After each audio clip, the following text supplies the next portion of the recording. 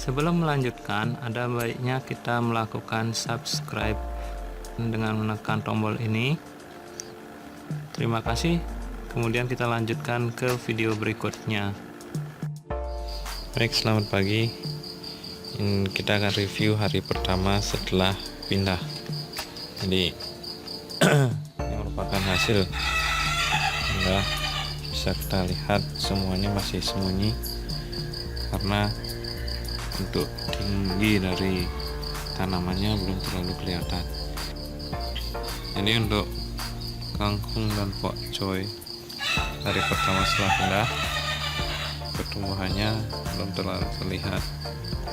Ini saja kita mesti cek seperti ini, jangan sampai terlalu tenggelam, takutnya nanti batangnya kena terlalu banyak air, jadi dia akan busuk. Tinggal didorong ke atas, masukkan lagi, dirapikan. Udah, yang lainnya sudah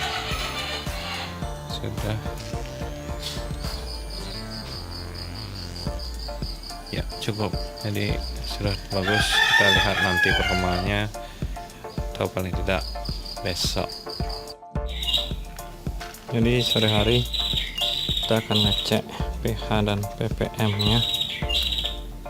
Paling gampang pakai gelas. Metodenya cabut 2, 1, 2, habis itu masukkan metode yang kosong,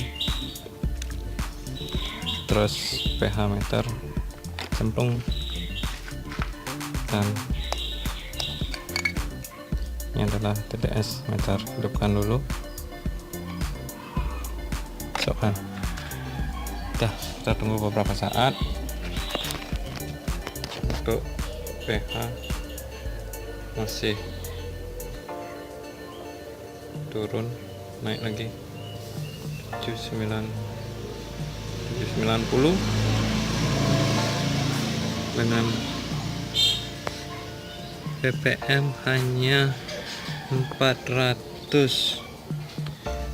Jadi kita akan mengisi pH dan ppm sesuai dengan tabel. Untuk pH 5,5 sampai 6,5, ppm paling tidak kita perlu sekitar 1000.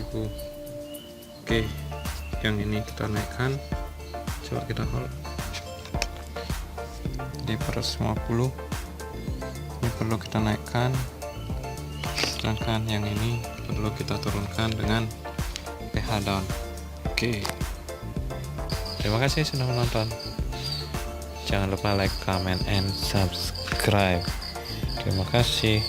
Salam hidroponik.